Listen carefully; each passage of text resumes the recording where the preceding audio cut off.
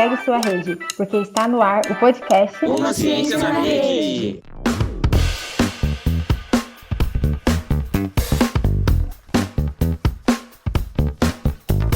Oi, gente, eu sou a Isa, eu estou no terceiro ano de ensino médio na Escola Baltazar de Marília e hoje a gente vai continuar a temática sobre juventude, mas vamos focar na relação dos jovens com as redes sociais. Vamos discutir também sobre o documentário que assistimos da Netflix, O Dilema das Redes. Oi, pessoal, eu sou a Dani Lira, mestranda em Ciências Sociais da Unesp de Marília e estou assustadíssima com os debates que a gente vai fazer hoje e com o documentário que trouxe várias questões que me deixou numa crise existencial. Oi, gente, eu sou a Paola, sou estudante do terceiro ano da Escola Baltazar de Marília e esse documentário me deixou também numa crise existencial porque me fez parar para perceber que eu passo muito tempo no meu celular e isso acaba afetando até os meus estudos. Oi, gente, meu nome é Maria, eu sou aluna da Unesp de Ciências Sociais, estou no segundo ano do curso e acho que a gente tem que começar a conversar mais sobre as consequências das redes sociais na nossa vida. E aí, gente, aqui é a Duda, do terceiro ano de Ciências Sociais da Unesp de Marília. E só nesse tempinho aqui que a gente está se apresentando, fazendo essa discussão online, meu celular já me chamou umas 30 vezes com notificações. Então, já acho que é urgente a gente discutir sobre essa temática que muitas vezes não é problematizada e, como as meninas disseram, toma grande parte do nosso cotidiano, né? E, bom, agora que eu já me apresentei e que a Isa fez essa introdução sobre o tema de hoje, que vamos falar sobre juventudes, redes sociais e essa relação, né? E aí, eu queria falar que existem pontos muito positivos do uso das redes sociais nas nossas vidas, a facilidade do acesso às informações que nós temos, mas a partir do documentário que nós assistimos, O Dilema das Redes, e de algumas pesquisas, a gente começou a perceber pontos muito negativos também do uso das redes sociais no nosso cotidiano, nas nossas vivências. E aí, nós, como um grupo, apontamos as principais problemáticas em relação à juventude e às redes sociais para que a gente possa fazer esse debate aqui hoje, beleza? E aí, eu queria colocar o primeiro ponto para a gente discutir aqui hoje com as meninas, que vai ser a comercialização dos nossos dados e da nossa vida, e a exposição excessiva dos indivíduos a anúncios e produtos.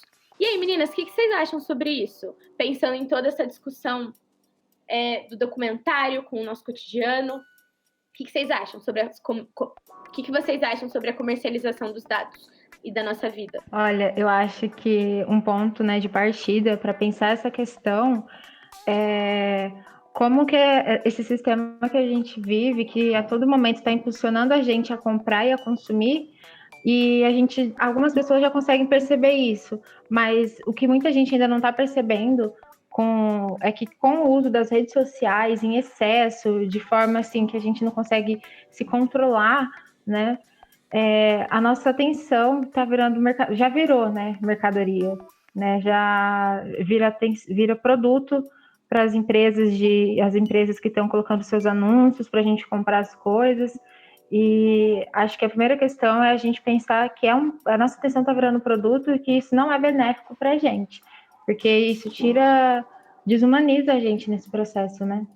Uma coisa que eu acho que é importante a gente pensar é que essas empresas que pagam para anunciar, né, nessas redes sociais, elas têm uma previsão dos mecanismos que essas redes usam para alcançar os usuários, né, os clientes. Essas previsões, elas só são feitas a partir do monitoramento dos nossos dados, que fazem com que essas redes sociais elas tenham previsões cada vez mais precisas do que a gente consome. Então, a gente vive meio que a partir do uso das redes sociais numa constante manipulação. A gente acha que a gente quer determinado produto porque a gente precisa, mas na verdade, a rede social lançando anúncio, lançando várias coisas para que a gente fique com vontade de ter aquilo, né? Então mostra tipo uma manipulação gigantesca da gente e também da criação de necessidades que a gente não tem, né? Acho que é possível pensar isso também, de como esses hiperanúncios, essa hiperpropaganda também leva a gente a um consumismo exacerbado, assim, né? É muito doido, porque se você para para pensar, você pesquisa alguma coisa no Google, como, por exemplo, eu já fiz muitas vezes. Você pesquisa quadro ou celular e você está navegando pelo seu Facebook depois e você vê um anúncio daquilo. E os anúncios vão aumentando cada vez mais e eu percebo que tem muita relação com as coisas que eu pesquiso e isso é muito doido quando você para reparar nisso. No Facebook, no Instagram também acontece e é mó doideira. Como as meninas falaram, quanto mais a gente fica expostos nas redes sociais, a gente acaba virando produto, né? E as empresas de anúncios, como falou no documentário, elas lucram com isso. Isso que a Isa falou é muito real. Tanto é que tem uma frase no documentário que é: se você não está pagando pelo produto, você é o produto. E aí, a partir dessa ideia, eu acho que é interessante a gente citar uma teórica que está estudando essa temática, que é a Shoshana Zuboff, que é uma professora de Harvard, toda conceituada, que vai desenvolver o conceito de capitalismo de vigilância, que é justamente essa economia que se baseia no controle dos nossos dados e na comercialização desses dados. Porque se a gente para pensar, vai muito além dos usuários serem os próprios produtos. É a manipulação do comportamento dos usuários que é o produto vendido para as empresas, não é? Então é muito louco, é muito extenso esse debate e acho que é muito importante a gente estar falando sobre isso. Eu concordo completamente com o que vocês disseram. Tanto é que é um nome, né, um pouco estranho se for para pensar, né? É um mercado que é denominado capitalismo da vigilância, né? É uma área do comércio que vem crescendo cada vez mais, sabe? E a vigilância, igual a Duda falou, implica toda a manipulação da gente, de tudo que a gente vai ver, de tudo que a gente vai assistir, de tudo que a gente vai tá ali gastando horas do nosso dia com isso. E às vezes eles influenciam a gente de tal forma que a gente vai perdendo a noção do tempo. Quem nunca entrou no Facebook fala, vou só olhar aqui para ver essa notificação. Quando foi ver, já tinha passado meia hora, e aí depois vai pegar um texto para ler, e aí tá com dificuldade em se concentrar, a vista tá pesada, e aí chega a notificação toda hora. Então, é a nossa atenção mesmo, igual a Duda falou, que tá virando comércio, que tá virando produto, toda essa manipulação. E aí também, né, o que a Dani também falou, de que eles estão vendendo a todo instante, né, e querendo impor na gente coisas que a gente não precisa, coisas que nem sempre vão ser benéficas para a gente, ideais de beleza, ideais de padrões, ideais estéticos, roupas, sapatos, coisas assim que a gente não precisa às vezes ter, a gente não precisa ficar consumindo, e vai só afetando a gente, isso vai desencadeando outras coisas também. Uma coisa também que eu acho bem interessante é a gente pensar o que está por trás de tudo isso, né? No documentário mostra bem que essa perspectiva dessas empresas de tornar a tecnologia mais persuasiva. Eles usam até meios de estudos psicológicos, né, que visa explorar as vulnerabilidades e também nos dá essa necessidade de sempre estar conectado. Isso é um pouco uma discussão que fala até da questão do vício, eu acho, né, nas redes sociais, que a gente tem essa necessidade de se conectar, essa necessidade de receber um like, tudo mais, que faz com que haja uma liberação de dopamina aí e que faça com que muitas vezes a gente, de forma inconsciente, implante um hábito, né, de sempre estar nas redes sociais, de não poder ouvir um barulhinho de uma notificação que a gente já vai correndo, né, pro celular. Eu acho uma coisa também muito importante que a Maria falou, que é essa questão de como, mas essa imposição de padrões e tudo mais, de consumo e de padrões, inclusive de beleza e tudo mais, né? Acho que as meninas que estão aí no ensino médio, que estão aí numa idade, né, que eu acredito que, pelo menos para mim, foi muito difícil nesse sentido de padrão de beleza e tudo mais, podem falar um pouquinho. Isso de padrão de beleza sempre foi muito estampado no Instagram, no Facebook, para mim, e acho que para todos os jovens, desde quando eu era muito mais nova.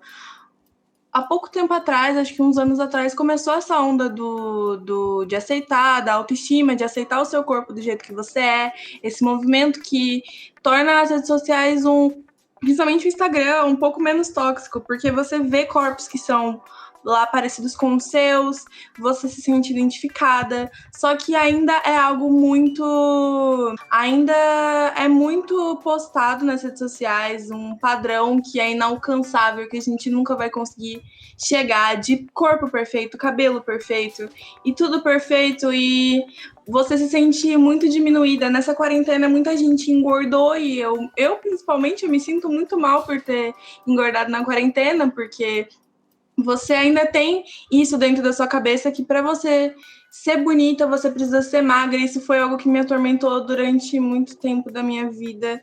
E acho que isso, em principal, afeta muitos jovens. Faz muitos jovens odiarem si mesmos, fazem eles ser faz muitos jovens odiarem a si mesmos. É isso mesmo, sobre o que a Paola falou, a nossa autoestima vai lá embaixo, né? Eu mesma, às vezes, vou olhar os filtros do Instagram e veja lá, tem filtro de pessoa com olho claro, nariz afinado, e às vezes eu fico me sentindo muito mal por isso. A gente se compara demais, né, nas redes sociais. Vê que acha que a vida das pessoas é só aquilo, que é tudo perfeito, mas não é só assim. Nossa, isso é muito real.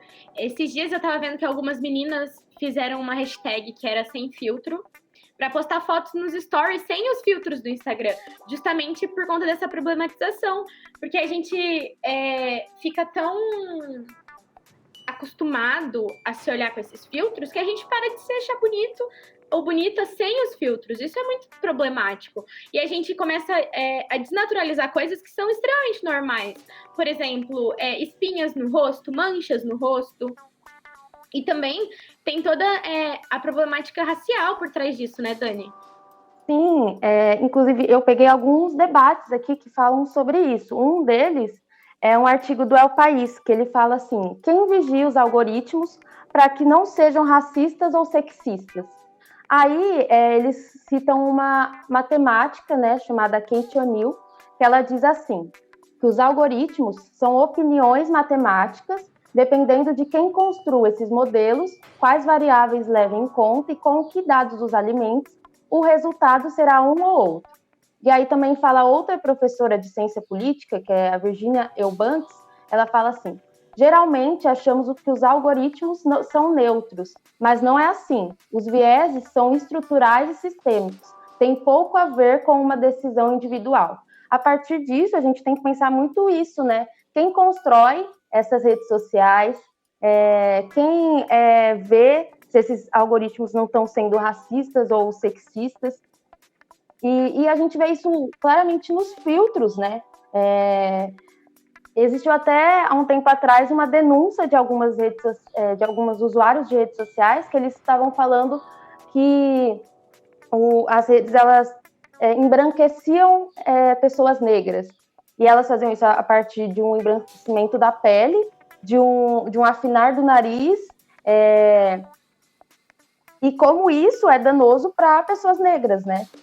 Já que a gente tem que questionar o que é considerado bonito na sociedade, o que é considerado o padrão. O padrão não é o corpo gordo, o padrão não é o corpo negro.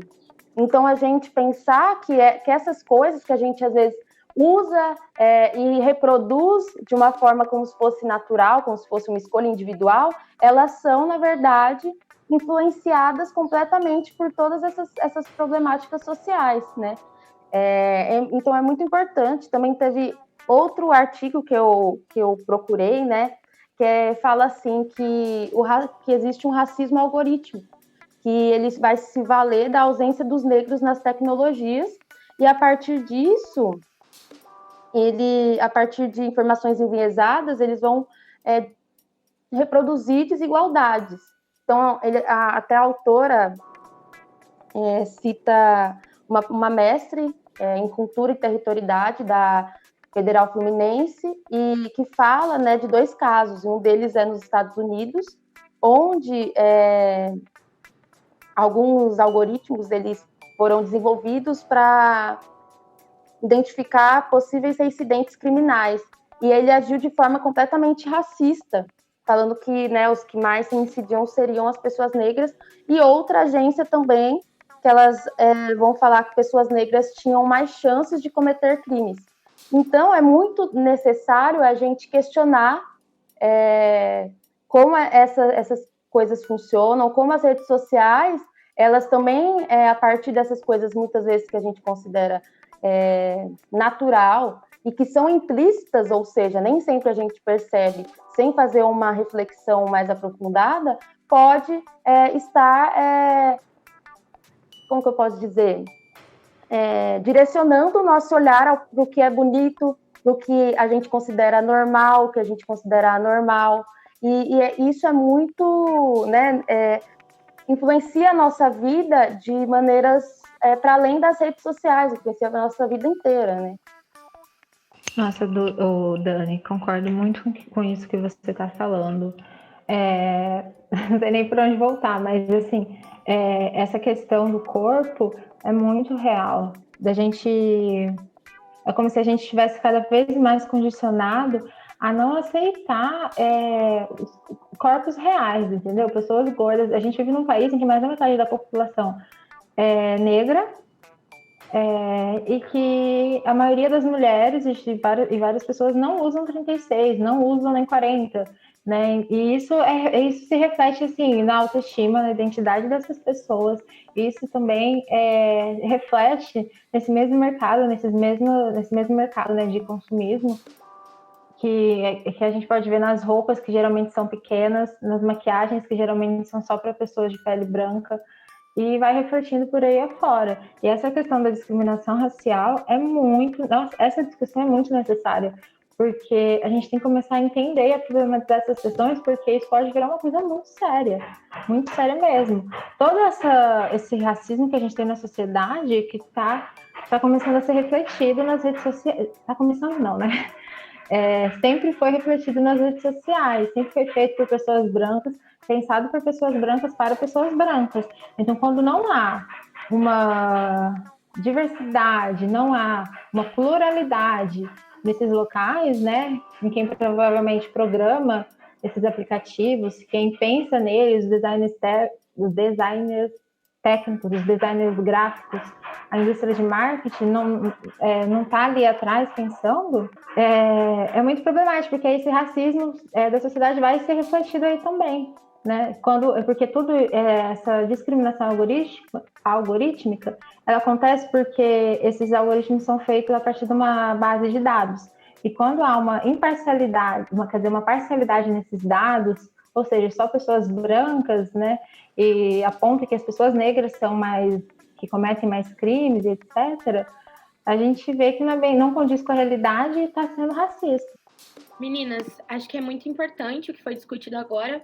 A gente está apontando que, na verdade, esses problemas que nós enxergamos no uso das redes sociais, né, ou na constituição das redes sociais, são sistêmicos, são estruturais, e acho que isso é muito importante para nossa análise crítica aqui, né? Para além disso, eu queria apontar outra coisa. A gente estava falando de como esses padrões de beleza e esses algoritmos racistas e sexistas influenciam na nossa vivência. E eu queria apontar também a questão da saúde mental. Porque tem uma coisa muito interessante no documentário que eles colocam, que que o nosso cérebro... Lógico que nós estamos preparados para socialização, para compartilhar experiências com o outro. No entanto, eles questionam se o nosso cérebro está preparado para receber a interação com mais de, sei lá, 300 pessoas, 400 pessoas em instantes. Isso não é natural para o cérebro humano no estágio de desenvolvimento que ele se encontra. E aí, no documentário, eles colocam isso como muito problemático, porque a gente não consegue processar certas formas de interação que as redes sociais nos oferecem. E aí, eu acho que a gente poderia falar sobre isso, sobre como os likes, por exemplo, podem afetar o nosso humor, ou algo que a gente vê e reage, né, com isso nas redes sociais, como isso interfere na nossa saúde mental mesmo, e como isso está causando muita depressão e até mesmo suicídio de jovens, como foi apontado pelo documentário. Outra coisa, só fazendo um link com o que as meninas colocaram, acho que é importante a gente pensar também que o próprio documentário, que é o Dilema das Redes, da Netflix, que a gente assistiu para discutir aqui, ele foi produzido, né, e foi protagonizado, em sua maioria, por pessoas brancas. Homens brancos, em sua maioria. Então, a gente vê que dentro do documentário não tem um recorte de raça. Eles não fazem essa análise. Eles falam, por exemplo, que existem aumentos nos níveis de depressão e suicídio da juventude, dos adolescentes. Falam que, no caso das meninas, esses casos de suicídio estão crescendo de maneira mais rápida, mais explosiva, mais candente. Mas eles não falam sobre a questão das meninas negras, por exemplo.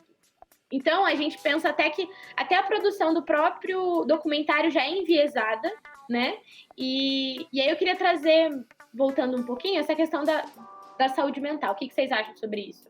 Eu vi que tem um termo que eles usam que é chupeta digital, né? Que as redes sociais, o Instagram, o Facebook, eles vão se tornando... Eles passam de ser uma ferramenta que a gente só utilizava para fazer alguma coisa, para usar de vez em quando, e passa como eu posso dizer, a ser uma parte mais integrante da nossa vida, né? Uma ferramenta, se você usa aqui, quebra, você pode usar outra coisa. Não, mas as redes sociais estão se tornando cada vez mais parte da nossa vida, mais parte da nossa cultura, né, do nosso cotidiano, quantas horas a gente gasta né, no Facebook, no Instagram. E aí é que vem a questão, né, que você falou. A gente não está preparado para abrir o celular, às vezes, por exemplo, sei lá, tem gente que tem 2.000 amigos no Facebook. É impossível essa pessoa ser amiga de 2.000 pessoas, né? Ela está preparada para abrir ali uma live e, sei lá, se ela fala alguma coisa errada, lidar com as consequências disso para 2.000 pessoas, né? E tudo isso a gente vai se distanciando cada vez mais também das relações reais, das relações físicas, né? E aí a gente vai ficando mais, entre aspas, atrofiado para falar cara a cara com uma pessoa, seja por uma situação simples do cotidiano, seja por alguma questão mais séria, a gente vai se atrofiando para as relações reais. As redes sociais vão se tornando válvulas de escape, ou como ele fala, uma chupeta digital, e a gente não vai conseguindo mais conversar, a gente não vai conseguindo mais se expressar. Isso é verdade que a Maria falou. Não tem como você conhecer 2.000 pessoas que você tem no seu Facebook. E qualquer coisa que você fala lá, como ela disse, as pessoas acabam falando várias coisas ruins para você que não tem coragem de falar na sua frente. Isso é muito importante a gente falar também, né? E a falta de socialização, nossa, tá enorme. Hoje, todo lugar que você vai, tem gente mexendo no celular. Não tem mais aquele diálogo que tinha antigamente. As redes sociais me prejudicaram muito nesse aspecto também, porque eu, geralmente, em ambientes que eu não me sinto confortável, eu sou uma pessoa tímida. Eu tenho dificuldade em fazer novos amigos em ambientes que eu não estou acostumada a frequentar e com gente que eu não conheço. E teve uma época que as redes sociais, elas me consumiram por completo, porque eu tinha amigos só em redes sociais e tinha umas 2 amigas na escola, mas o resto eu só conhecia pela internet. Não saía com essas pessoas, porque pessoalmente eu não ia conseguir me soltar do tanto que eu me soltava na internet. Isso me prejudicou bastante, porque eu fugi mais da realidade e fiquei presa nessa vida virtual, que é uma coisa totalmente diferente, foi muito prejudicial para mim. Eu acho que essa coisa do julgamento, né, o julgamento rápido que tem na internet é uma coisa muito danosa, né? E também acredito que, tipo, como a Duda falou, tem essa questão do suicídio e da depressão, da ansiedade, está muito ligada a como acho que no documentário fala, essa geração Z, que é essa geração que nasceu de 1996 para cá, e que tiveram redes sociais antes do ensino médio, enfrentam, né? E inclusive, tem um termo que eles colocam no documentário que eu achei assim, que eu fiquei chocada, que é um transtorno, que é o transtorno dismórfico corporal, que é a dismorfia do Snapchat, que foi uma procura de muitos jovens que buscavam por cirurgias plásticas para aparecer nos filtros do Snapchat e das redes sociais. Então, você imagina como esse contato com as redes faz com que se aprofunde, né, esses transtornos. E também acho que as redes sociais, né, essa questão de a gente ter muitos amigos nas redes sociais, faz com que a gente esteja constantemente em contato com algumas pessoas, né, por esses meios, mas muitas vezes estejamos ao mesmo tempo sozinhos, né? Então tem essa questão da solidão, do medo dos julgamentos, que faz, como no documentário eles falam, que a gente se sinta cada vez menos confortável em assumir riscos e em viver mesmo, porque a gente está sempre com medo de ser julgado nesses ambientes, e também de fracassar mesmo, ou sempre fazer alguma coisa visando postar nas redes sociais, e a nossa vida começa a ficar cada vez mais limitada a isso, né? Acho uma loucura mesmo de como há essa sensação de solidão e de julgamento que é... Até porque também, né, além de outras questões, né, é que a internet, ela abre um espaço muito grande para discurso de ódio, por exemplo, né? Então, as pessoas estão cada vez com mais medo de serem julgadas, porque há consequências disso, né? Por exemplo, discursos de ódio, discursos racistas, a cultura do cancelamento, né? Que, nossa, assim, hoje eu sou uma Maria, né? Com 20 anos. Há uns 5 anos atrás, era outra, com 15 anos de idade, 14 anos de idade, era outra Maria. Se alguém entrasse lá para ver minhas postagens do Facebook em 2014, eu ia ser cancelada, né? E a internet, ela não perdoa, porque o que você fala ali fica ali registrado para sempre, né? Para sempre. Então, é muito problemático isso. Você, às vezes, falar alguma coisa para uma roda de amigos seu ali, que tem 10 pessoas, é uma coisa. Você falar isso num lugar que vai ficar ali gravado para sempre, que milhões de pessoas podem ter acesso, que a sua atenção já está sendo vendida, e que as pessoas ainda podem te julgar por isso, mesmo anos depois, é uma coisa que dá muito medo, e faz com que a gente vai tornando as nossas relações cada vez mais superficiais, as nossas relações reais mesmo, fora desse mundo virtual, superficiais, e a gente não vai conseguindo lidar mais com as questões do dia a dia. Não, é claro que envolve, né, muita coisa, mas é uma coisa que tem que se pensar. Eu estava vendo aqui num site, e a gente já pode começar a pensar que numa sociedade em que está acontecendo essa mudança de paradigma, há um número assim gradativo, né, e bem quantificável, né, um número grande de pessoas com cada vez mais acesso à internet, cada vez usando mais WhatsApp, cada vez usando Facebook, Instagram e blá, blá, blá, blá, sabe? Juntamente com esse número de pessoas que está crescendo e consumindo, entrando nesse novo mundo, há um número de pessoas cada vez mais com depressão. Né? E aí a gente para ver, qualquer um pode jogar no Google e dar uma pesquisada, que vai vir vários sites falando que a depressão é a doença do século. Será que é à toa? Será que é coincidência? Né? Aqui, segundo a Organização Mundial da Saúde, a OMS, mais de 300 milhões de pessoas de todas as idades no mundo são afetadas por essa doença. Só no Brasil, a estimativa é de 5,8% da população tem a depressão. E, de acordo com a mesma organização, é possível que até 2030, olha, a gente está em 2020, então 2030, daqui a 10 anos, a condição mais comum no mundo, mais que problemas cardíacos, mais que o câncer, a depressão vai ser uma condição mais comum no mundo, mais que o câncer, mais que problemas cardíacos.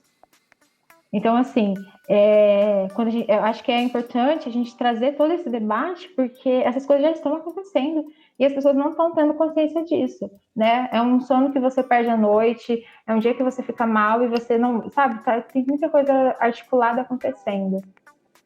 E isso vai, assim, literalmente matar as pessoas, né? Seja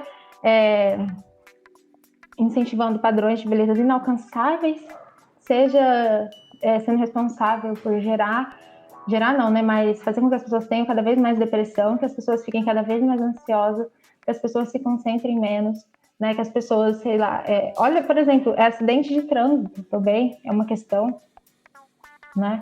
Quantos acidentes não estão acontecendo por causa de celular, sabe? Então, a gente tem que ver até que ponto toda essa tecnologia realmente é necessária, até que ponto ela está sendo benéfica. Eu concordo com tudo que vocês disseram. Eu acho que uma coisa que é importante a gente compreender, né, que é o que a gente está discutindo hoje, é que essas problemáticas não são raios num dia de céu azul. É bem o contrário. Tudo isso é um projeto, né? Por exemplo, o vício e a dependência que a gente... o vício e a dependência que a gente tem com as redes, o documentário mostra que tudo foi pensado para que essa relação se constituísse dessa forma, né? Então, eu acho que, além de pensar também sobre o nosso uso, a gente tem que começar a pensar também sobre o desenvolvimento dessas plataformas, né? Como elas são desenvolvidas. E acho que uma coisa que é interessante que foi dita também foi que quando uma ferramenta é apenas uma ferramenta, ela está disponível para você quando você quer. Quando algo se diz uma ferramenta, mas exige de você toda a tua vida, toda a tua atenção, toda a tua saúde, ela deixa de ser uma ferramenta. Então, a gente tem que pensar realmente, para além do nosso uso das redes sociais, mas para a própria constituição delas. E aí, Isa, o que você acha sobre isso? Eu ia falar que isso é muito preocupante, né? Várias pessoas estão se isolando do meio social. Hoje tudo tem que ter cuidado com o que você vai falar na internet. Você não pode falar tudo que você pensa, senão você vai ser julgado. Isso causa um dano à saúde mental enorme, né? Outra coisa que eu queria apontar é sobre a rapidez das informações. Eles falam que a gente está na era da desinformação, né? A gente tem aí muita informação e as pessoas recebem, elas não se questionam, elas têm uma fé que tudo que está na internet é verdade. E isso acaba com que tem muitas consequências, inclusive aí que a gente pode ver no Brasil. As últimas eleições, né, para presidente, a gente vê que foi pautada na distribuição de fake news. Um dado que se fala no documentário é que no Twitter se espalha 6 vezes mais rápido fake news do que notícias verdadeiras. Ou seja, como a gente consegue barrar total desinformação e a utilização dessas ferramentas que, teoricamente, é para uma facilidade das informações, mas que está gerando uma total desinformação, uma total despolitização da população. Acredito também que a gente tenha que pensar, eu vou soltar aqui algumas coisas para a gente discutir, como a gente tem sempre a impressão que vive numa bolha, né? E a gente não percebe que as coisas que chegam para a gente tudo manipulado dos nossos ideais, dos nossos gostos. Então, a gente tem essa sensação que todo mundo pensa igual a gente, quando, na verdade, né, não é assim. Isso faz com que a polarização cresça, isso faz com que cada vez mais a gente tenha aí uma guerra que é instaurada, inclusive, a partir dos grupos que tem no Facebook, a partir dos comentários, a partir de várias coisas. E a última coisa que eu queria falar também é sobre a desinformação, inclusive nesse período que a gente está vivendo na pandemia. Tem muita fake news, né, sobre como se proteger do Covid e tudo mais, e também como a utilização dessas redes, elas estão sendo cada vez mais utilizadas de forma precoce, e como isso deve atrapalhar os processos de aprendizagem mesmo, né? Porque é muito mais fácil a gente ficar no Instagram o dia todo do que a gente ler um livro, por exemplo. Que a nossa concentração se tornou muito pior dos anos para cá. São coisas que a gente precisa pensar, né? Eu acho que tem 2 palavras que resumem isso, que é manipulação e vício, né? Tem eu vi aqui dentro do documentário, tem uma fala que é assim: existem 2 sistemas industriais que chamam seus consumidores de usuários, o da droga e o da tecnologia. Então, o vício, ele é proposital, entendeu? E todo esse vício, toda essa manipulação e essa alienação que está causando, né? Porque, igual a Dani falou, eles te manipulam, muda a sua percepção sobre o mundo e... Ai, calma aí, gente. Muda a sua percepção sobre o mundo, te vicia... Ai, esqueci. Tá. E aí, com tudo isso, cadê as leis? Sabe? Cadê o Estado? Tem criança que está assistindo coisa que não podia estar assistindo, mas não... Quer dizer, não, essa parte não. Tem materiais, assim, que estão passando para crianças, que está tirando a concentração delas. Óbvio que tem outras questões também, né, como controle dos pais, mas antes, por exemplo, nas televisões a gente já não tem mais propaganda infantil igual a gente tinha antes, porque isso era algo assim que... E foi até tema da redação do Enem, acho que de 2014 ou de 2015, publicidade infantil. E aí criou-se leis sobre isso, e hoje em dia a gente não vê com tanta frequência propagandas de infantis na televisão. Mas, nas redes sociais, teve um ano que o vídeo mais assistido do mundo foi da galinha pintadinha. Entendeu? Então, será que é bom as crianças crescerem desde pequenas tendo acesso a toda essa tecnologia? Sabe? Isso expõe também elas a uma rede de riscos, entendeu? Para sua integridade. Isso que a Maria falou é verdade. As crianças hoje já nascem praticamente com o celular na mão, né? Não tem mais aquela interação de você brincar na rua, de, não sei, jogar bola. Hoje, as crianças só ficam no celular. Mas é isso mesmo, Isadora. Eu tenho um priminho que, ele tem hoje 6 anos, e ele tem um tablet para ele tem 6 anos, ele tem um tablet para ele desde os 3, 4 anos de idade. O primeiro celular que eu ganhei, que tinha Android, foi com 15, 14 anos.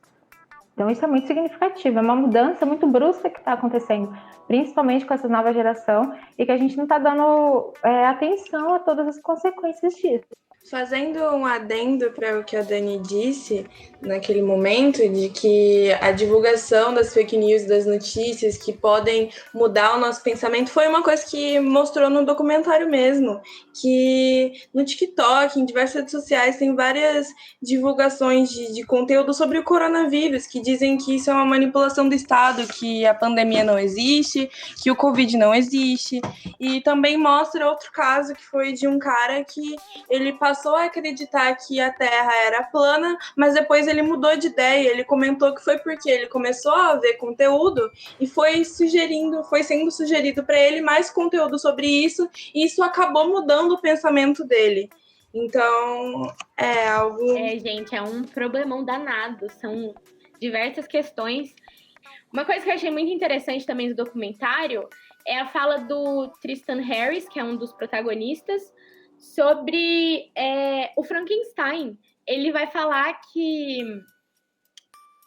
as redes sociais, hoje em dia, e tudo que está acontecendo de negativo em volta dessas tecnologias, isso pode ser comparado ao monstro do Victor Frankenstein, sabe? E a gente pode chamar de Prometeu tecnológico, não mais o Prometeu moderno, né? E eu acho que é interessante isso, né? Porque é uma criação humana, como a gente já disse, essas consequências extremamente negativas que estão literalmente matando as pessoas, os seres humanos, tudo isso foi desenvolvido de uma maneira muito desumana mesmo, né? Ao pensar essa comercialização de dados e a manipulação dos nossos comportamentos e desconsiderar toda essa questão emocional e humana mesmo. E hoje, a gente está tendo todos esses problemas e ainda não existem respostas, né? Respostas ou medidas efetivas para se resolver esse problema que foi criado pelos próprios seres humanos, mas que também está destruindo a gente, né? E eu achei muito interessante, assim, essa comparação dele, me chamou a atenção. E aí eu queria pensar agora, né, em quais possíveis soluções a gente pode dar para esses problemas, ou o que vocês acham que seria da hora fazer para repensar nossa relação com as redes, e coisas nesse aspecto. O que vocês acham? Tem algo que a gente poderia fazer, talvez, para melhorar a nossa relação com as redes sociais e tudo mais? Olha, eu particularmente acho que é possível a gente pensar em algumas ações imediatas, né, de curto prazo, para a gente já... Porque quando essas ações imediatas de curto prazo forem acontecendo, já é um sinal que as pessoas estão começando a perceber o problema. E eu acho que perceber o problema é o primeiro passo, discutir o problema é o primeiro passo. Agora, ações de longo prazo, eu acho que seria necessário umas questões mais grandes. Mas o que eu vejo que a gente pode fazer, sei lá, desativar todas as notificações, sabe? Escolher vídeo do YouTube ao invés de aceitar o que foi recomendado. Ficar também exposta a diferentes pontos de vista, né? E regrinhas do tipo, mano, tá de noite, sabe? Depois de tal horário, o celular não entra no quarto. Eu vou ler um livro, eu vou olhar para o céu, eu vou, sei lá, fazer qualquer coisa, mas não vou ficar mexendo no celular. Até porque a luz também do celular, muito próxima ao rosto, essa luz que a gente tem no celular, do computador, prejudica a nossa visão, né? Então, principalmente perto da hora de dormir, por que tem tanta gente tomando remédio, medicamento para dormir, né? Eu tenho certeza que é a influência também disso.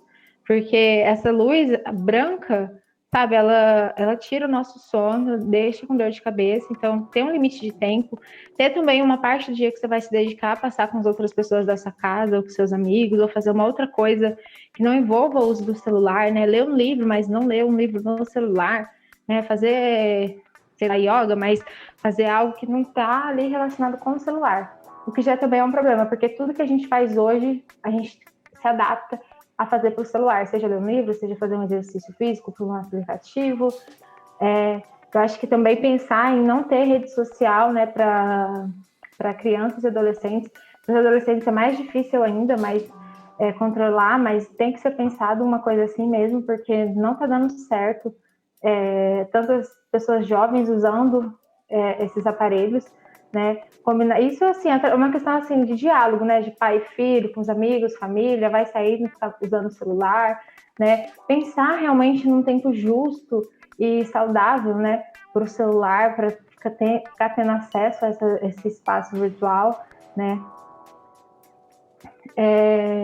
Acho que também a gente procurar, mesmo usando esse meio social, a gente buscar sempre fotos de corpos reais, algo que você se identifique, algo que não seja tão superficializado, né? Que não seja só um produto, mas que tenha significado.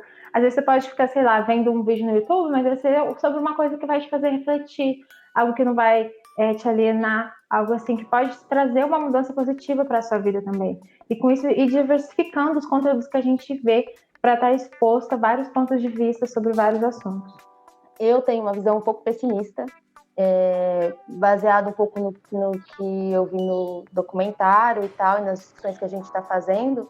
Eu acredito que enquanto a gente viver numa sociedade que tem como foco o lucro, a gente não vai conseguir um uso mais humanizado das tecnologias, visto que elas não são assim por mera aleatoriedade, elas são assim porque elas foram feitas para manipular e para que a gente seja um meio de lucratividade dessas empresas. Então, acho muito complexo, acho que tem como fazer outro podcast só sobre isso. Das medidas a curto prazo, eu acredito que a gente começar a questionar o que a gente recebe, a gente questionar os anúncios, os filtros que a gente usa, a gente pensar que da nossa responsabilidade individual e coletiva, né? O que a gente posta, o que a gente usa e coloca nas redes sociais, ela pode ser algo que não corresponde com a realidade, porque eu falo isso como uma autocrítica também. Você entra no meu Instagram, não vai ter os momentos de ansiedade, os momentos de crise existencial que eu vivo. Então, eu comecei a refletir muito isso também. O que eu estou utilizando, por que estou utilizando isso e o que impacto eu posso ter também na vida de outras pessoas, mostrando uma vida nas redes sociais só de felicidade. Entende? Acho que de forma coletiva é necessário a gente discutir com as juventudes e pensar numa autonomia, sabe, de utilização dessas redes. Um processo, acho que até educativo, de a gente mostrar que é possível a gente utilizar essas ferramentas, a tecnologia, as redes sociais, de forma benéfica para a gente. Então, acho que esse processo é muito necessário. Eu acho legal você também se distanciar do celular. Se você está fazendo uma coisa e sabe que o celular vai te tirar atenção, deixa ele em outro lugar. E outra coisa faça você a escolha. Faça você a sua escolha. Não deixa eles fazer por você. Eu acho muito importante esse lance de desligar as notificações, porque elas te tentam muito. Quando você liga a tela do seu celular, o que aparece são as notificações dos aplicativos. Então, acho que desligando as notificações vai ficar muito mais fácil e menos tentador de você entrar nos aplicativos e acabar passando horas lá sem perceber. E, como a Isa e a Maria disseram, fazer suas próprias escolhas. Escolher o que você quer ver e escolher, né, não deixar as redes sociais escolherem por você, principalmente no YouTube, no Netflix. Você escolhe o que você quer ver. Não se deixe ser influenciado. Eu só concordo com todas vocês, mas eu queria trazer um ponto aqui só para problematizar, porque a gente apontou várias questões sistêmicas e estruturais, certo? E no documentário a gente percebe que essas problemáticas elas não são tratadas como estruturais. Por exemplo, ninguém fala que essa busca excessiva pelo lucro vem a partir do nosso próprio sistema econômico e social, que é o capitalismo. Então, não há essa revisão mais estrutural de onde está partindo ou de como foi constituído ou constituídas todas essas problemáticas apontadas, né? Pensando assim numa discussão a longo prazo. Acho que daria realmente para a gente fazer outra conversa só para conversar sobre essas questões mais sistêmicas e como pensar em resolver essas problemáticas estruturais. Mas acho que é importante a gente pensar nisso também, né? E também pensar que todo esse processo de desenvolvimento dessas plataformas que ocupam todo o nosso cotidiano, eles estão nas mãos de empresas específicas, de grandes empresas e grandes poucas empresas. Essa que é a questão, né? As grandes big techs. Então, e também acho que é importante a gente compreender que essas tecnologias, elas não estão sendo utilizadas em nosso favor. Pelo contrário, o lado humano, o lado de usar essas ferramentas para que as pessoas tenham vidas mais fáceis ou usar mesmo como ferramentas facilitadoras, essa perspectiva não está posta. Na verdade, o que está posto são os lucros dessas big techs.